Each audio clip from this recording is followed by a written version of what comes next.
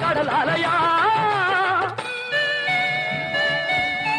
குழந்தைகள் பெரியவர் அனைவரை இழுக்கும் குமரன் அவன் கலையா கோவிலின் அருகினில் கூடிய கூட்டங்கள் தலையா கடலையா குழந்தைகள் பெரியவர் அனைவரை இழுக்கும் குமரன் அவன் கலையா திருச்செந்தூரின் கடலோரத்தில் செந்தில் நாதன் அரசாங்கம் தேடி தேடி வருவோர்க்கெல்லாம் தினமும் கூடும்